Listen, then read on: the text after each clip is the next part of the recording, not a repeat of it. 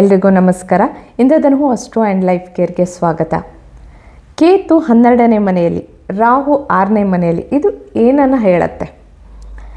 ಕೇತು ಮತ್ತು ರಾಹು 180 ಡಿಗ್ರಿಯಲ್ಲಿ ಇರುತ್ತೆ. ಒಂದು ವೇಳೆ ಕೇತು ಏನಾದರೂ 12ನೇ ಮನೆಯಲ್ಲಿದ್ದು ರಾಹು 6ನೇ ಮನೆಯಲ್ಲಿದ್ದರೆ ಆ ಒಂದು ಕುಂಡಲಿ ಹಾಗಾದರೆ ಮೋಕ್ಷ ಕಾರಕ ಕುಂಡಲಿಯೇ ಅಥವಾ ವ್ಯಕ್ತಿಗೆ ಏನು ಹೇಳ್ತಾರೆ, ಕೇತು 12ನೇ ಮನೆಯಲ್ಲಿದೆ, ಮೋಕ್ಷವನ್ನು ನೀಡುತ್ತೆ. ಹಾಗಾದರೆ ಇದರ ಅರ್ಥ ಏನು? ಸರಿಯಾದ ಒಂದು ವಿಚಾರ ಏನು ಇಲ್ಲಿ? ಹಾಗಾದರೆ ಅಂದರೆ ಈ ಜನ್ಮ ಆ ವ್ಯಕ್ತಿಗೆ ಕೊನೆಯ ಜನ್ಮವ, ಅವನು ಮೋಕ್ಷಕ್ಕೆ ಹೋಗ್ತಾನೆಯಾ ಅನ್ನುವಂತಹ ಪ್ರಶ್ನೆ ಮೂಡುತ್ತೆ. ಇಲ್ಲಿ ಬಹಳಷ್ಟು ಒಂದು ವಿಚಾರ ಅಡಗಿದೆ.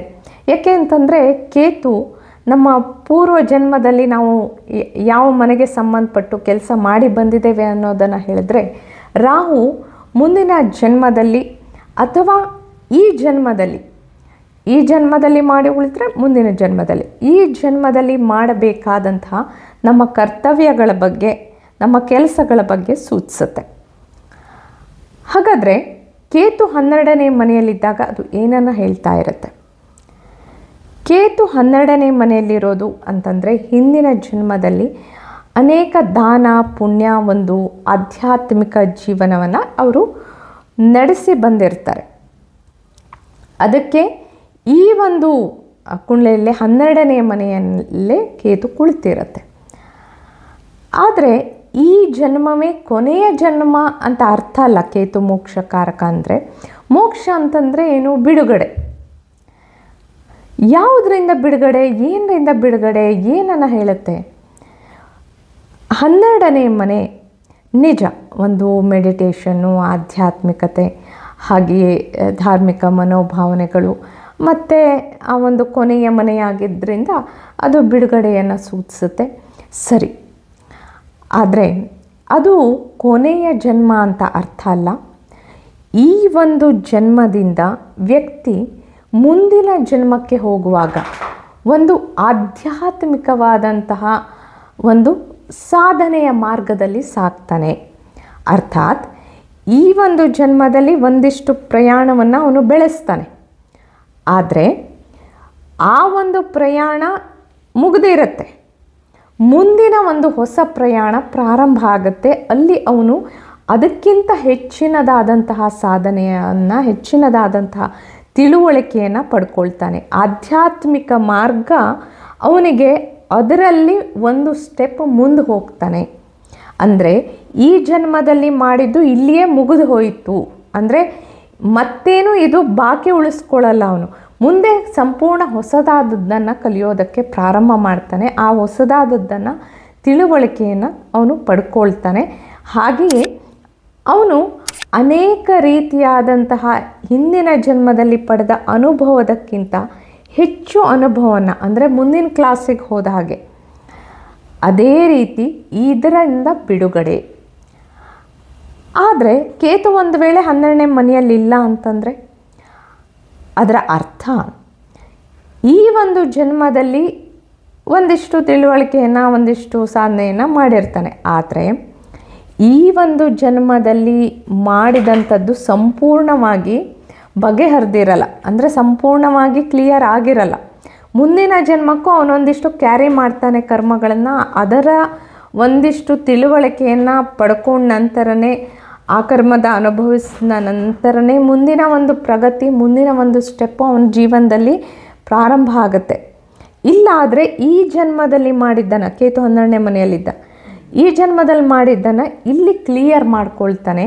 ಅರ್ಥಾತ್ ಈ ಜನ್ಮದಲ್ಲಿ ಏನು ತಿಳುವಳಿಕೆ ಪಡ್ಕೋಬೇಕೋ, ಏನನ್ನು ಅನುಭವಿಸ್ಬೇಕೋ ಪಡ್ಕೊಂಡು ಮುಂದಿನ ಒಂದು ತಿಳುವಳಿಕೆಗೆ, ಮುಂದಿನ ಒಂದು ಪ್ರಗತಿಗೆ ಅವನಿಗೆ ಚಿಕ್ಕಂದಿನಿಂದಲೇ ಮಾರ್ಗದರ್ಶನ ಸಿಗುತ್ತೆ.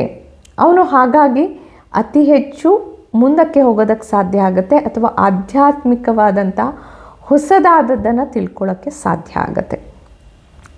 ಈ ರೀತಿ ಕೇತು ಅಂದರೆ ಈ ಒಂದು ಜನ್ಮದಿಂದ ಅವನಿಗೆ ಅನೇಕ ವಿಚಾರಗಳಿಂದ, ಅಂದರೆ ಭಾಳಷ್ಟು ವಿಚಾರಗಳಿಂದ ಅವನು ಬಿಡುಗಡೆ ಆಗಿರ್ತಾನೆ ಅಂತ ಅರ್ಥ.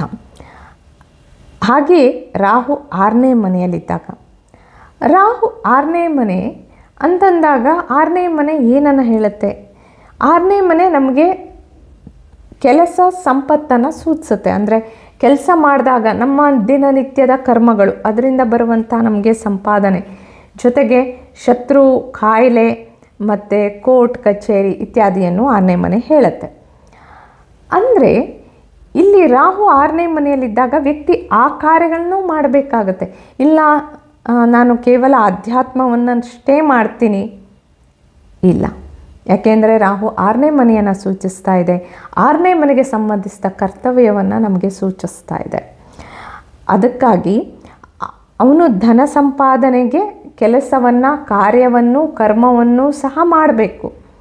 ಅದರ ಜೊತೆಯಲ್ಲಿ ಒಂದು ವೇಳೆ ಅವನು ಪೂರ್ತಿ ಆಧ್ಯಾತ್ಮಿಕತೆಯತ್ತ ಹೋಗ್ತಾ ಹೋದರೆ 6ನೇ ಮನೆ ಇಂಬ್ಯಾಲೆನ್ಸ್ ಆಗೋದ್ರಿಂದ ಅಲ್ಲಿ ರಾಹು ಅಂದರೆ ಅಲ್ಲಿ ಕೋರ್ಟ್ ಕೇಸ್ಗೆ ತೊಂದರೆ ಕೊಡ್ಬೋದು, ಅಥವಾ ಅತಿಯಾದ ಕಾಯಿಲೆಯನ್ನು ತಂದೊಡ್ಬೋದು, ಅಥವಾ ಅಲ್ಲಿ ವ್ಯಕ್ತಿಗೆ ಯಾರಾದರೂ ಶತ್ರುಗಳು ಹುಟ್ಕೊಳ್ಬೋದು, ದೊಡ್ಡ ಶತ್ರುಗಳು ಹುಟ್ಕೋಬೋದು. ಅದಕ್ಕೆ ಇದರ ಎರಡರ ಮಹತ್ವವನ್ನು ತಿಳ್ಕೊಂಡು ಒಂದು ಬ್ಯಾಲೆನ್ಸಲ್ಲಿ ಈ ಒಂದು ಜನ್ಮದಲ್ಲಿ ಜೀವನ ಮಾಡ್ತಾ ಹೋದರೆ ಖಂಡಿತವಾಗಿಯೂ ಮುಂದಿನ ಜನ್ಮದಲ್ಲಿ ಬಹಳಷ್ಟು ಎತ್ತರದ ಸಾಧನೆಯಲ್ಲಿ, ಅಂದರೆ ಒಂದು ಆಂತರಿಕ ಸಾಧನೆ, ಆಂತರಿಕ ಪ್ರಗತಿ, ಒಂದು ಆಂತರಿಕ ತಿಳುವಳಿಕೆಯನ್ನು, ವ್ಯಕ್ತಿಗೆ ಏನು ಒಂದು ಜಾಗೃತಿ ಇರುತ್ತಲ್ಲ, ತಿಳುವಳಿಕೆ ಅನ್ನೋದು ಇರುತ್ತಲ್ಲ, ಅದು ಬರೋದಕ್ಕೆ, ಆ ಅಜ್ಞಾನದಿಂದ ಭಾಳಷ್ಟು ಹೊರಗೆ ಬರೋದಕ್ಕೆ ಅವನಿಗೆ ಸಾಧ್ಯ ಆಗುತ್ತೆ. ಒಂದು ವೇಳೆ 6ನೇ ಮನೆಯಲ್ಲಿ ರಾಹು ಕುಳಿತಾಗ, ಇಲ್ಲ ನಾನು ಕೇವಲ ಪ್ರಾಪಂಚಿಕದ ಕಡೆಗೆ ಹೋಗ್ತೀನಿ ಅಂತಂದಾಗ ಅಲ್ಲಿ ಕೇತು ಏನು ಮಾಡುತ್ತೆ? ಪ್ರಾಪಂಚಿಕವಾದದ್ದನ್ನು, ಕಷ್ಟ ನಷ್ಟಗಳನ್ನ ಕೊಟ್ಟು ಅವನಿಗೆ ಏನು ಮಾಡುತ್ತೆ? ಆಧ್ಯಾತ್ಮಿಕದ ಕಡೆಗೆ ಕರ್ಕೊಂಡು ಹೋಗೋ ಥರ ಮಾಡುತ್ತೆ. ಈ ರೀತಿ ಎರಡನ್ನು, ಕೇತು ಮತ್ತು ರಾಹುವನ್ನು ಬ್ಯಾಲೆನ್ಸ್ ಮಾಡಿಕೊಂಡು ಹೋಗುವಂಥದ್ದನ್ನು ಇದು ತಿಳಿಸುತ್ತೆ. ಅದಕ್ಕೆ ರಾಹು 6ನೇ ಮನೆಯಲ್ಲಿದ್ದಾಗ ಸಂಪಾದನೆಯ ಜೊತೆಗೆ ಆಧ್ಯಾತ್ಮಿಕವಾದಂತಹ ತಿಳುವಳಿಕೆಯನ್ನು, ಅಂದರೆ ಅಜ್ಞಾನದಿಂದ ಹೊರಬರುವಂತಹ ಕಾರ್ಯವನ್ನು, ಯಾವುದು ಸತ್ಯ, ಯಾವುದು ನಿಜವಾದ ಜ್ಞಾನ, ಯಾವುದು ನಿಜವಾಗಿ ನನಗೆ ಮುಂದೆ ಕರ್ಕೊಂಡು ಹೋಗುತ್ತೆ, ಇದರ ಒಂದು ಸ್ಪಷ್ಟ ಅರಿವು, ಸ್ಪಷ್ಟ ತಿಳುವಳಿಕೆಯನ್ನು ಪಡ್ಕೊಂಡು ಎರಡನ್ನೂ ಬ್ಯಾಲೆನ್ಸ್ ಮಾಡ್ಕೊಳ್ತಾ ಸಾಗಿದ್ರೆ ಜೀವನ ಅವರಿಗೆ ಅತ್ಯದ್ಭುತವಾಗಿರುತ್ತೆ. ಮುಂದಿನ ಜನ್ಮಕ್ಕೂ ಅದು ಕೂಡ ತೆರೆದುಕೊಳ್ಳುತ್ತೆ, ಸರಿಯಾದ ರೀತಿಯಲ್ಲಿ ತೆರೆದುಕೊಳ್ಳುತ್ತೆ. ಇಲ್ಲ ಅಂತಂದರೆ ಬಹಳಷ್ಟು ತೊಂದರೆಗೆ ಈಡಾಗಬೇಕಾದಂತಹ ಸಾಧ್ಯತೆಗಳು ಇರುತ್ತೆ. ಅದಕ್ಕೆ ಅದು ಯಾವುದೇ ರಾಶಿಯಲ್ಲಿರಲಿ, ಯಾವುದೇ ರಾಶಿ ಬಂದಿರ್ಬೋದು, ಕೆಲವ್ರದ್ದು ಯಾವುದೇ ಲಗ್ನ ಬಂದಿರ್ಬೋದು. ಆದರೆ ಲಗ್ನದಿಂದ 12ನೇ ಮನೆ, ಲಗ್ನದಿಂದ 6ನೇ ಮನೆ ಅಂತ ಅರ್ಥ ಇಲ್ಲಿ.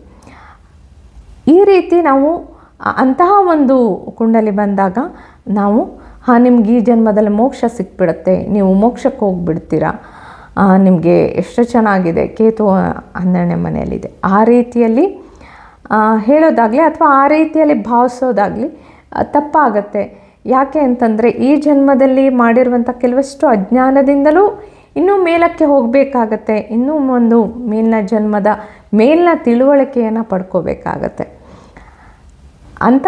ಆದರೆ ಕೇತು ಅಲ್ಲಿದ್ದಾಗ ಆ ದಾರಿ ಸುಲಭವಾಗತ್ತೆ ಅಷ್ಟೆ. ಮುಂದಿನ ಸಂಚಿಕೆಯಲ್ಲಿ ನಾವು ಮತ್ತಷ್ಟು ವಿಷಯಗಳೊಂದಿಗೆ ಹಾಜರಾಗೋಣ. ಅಲ್ಲಿವರೆಗೆ ಶುಭಮಸ್ತು. ಧನ್ಯವಾದಗಳು.